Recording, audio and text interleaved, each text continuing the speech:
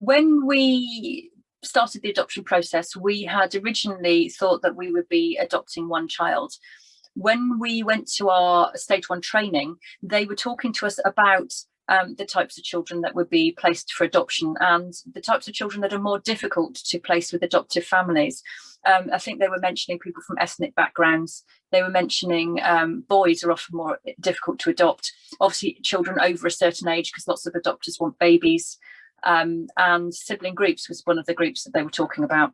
We had thought we would adopt one, but after listening to that discussion, we came home and talked about it at length and concluded that actually sometimes in a lot of ways it's easier to have two than it is to have one. I could say that quite confidently because our birth children, when we had our firstborn, our son, he required a lot of one-to-one from us because there wasn't anything else, there wasn't anyone else here, and they end up being quite dependent and tied to your apron strings. And then when we had gone on and had twins, we found that the twins actually in a lot of ways were much more independent in terms of entertaining themselves because they go off and have someone to play with and someone to talk to. And so we concluded that actually sometimes having siblings is easier than just having one. Also in our family, we were aware of the fact that the birth children and the adopted children could potentially have quite a large age gap, and that if we'd only had the one, it might mean that they were quite a standalone child, like an only child, and that might lead them to feel like they were different or separate in some way. We didn't want to ever have the line, "I'm the only one that was adopted," or "you don't understand, nobody understands me because I'm the only one that's adopted," kind of discussion. So that kind of factored in. And also because for them it's nice if they've got somebody with a shared background and a shared history. If that can happen, that's wonderful for them. And finally, the other reason really is also that for the birth parents, it's the thing that they're together. I know that certainly in our circumstances, birth mum obviously wanted to keep her daughter, even though her son had already been placed with us. And up to a certain point in the court proceedings, she was contesting the adoption of the daughter.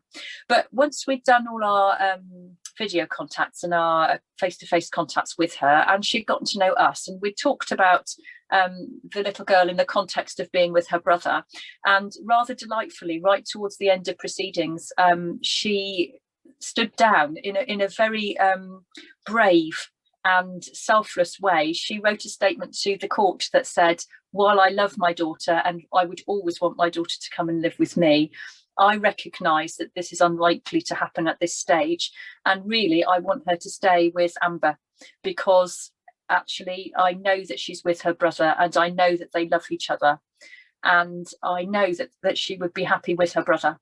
And I thought that was a really big and brave thing for her to say under those circumstances, and I really, she deserves a medal for having said so, because it was a time when she really genuinely put the children and their needs and their wants first. So hats off to her for saying that.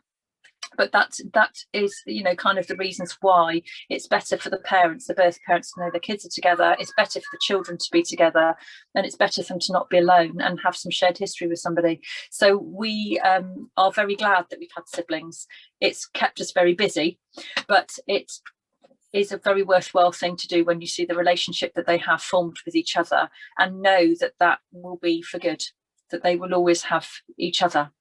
And you know, one day when we're not here, they'll have each other, they'll understand one another's history a bit, and it will be good. They'll be mutually supportive.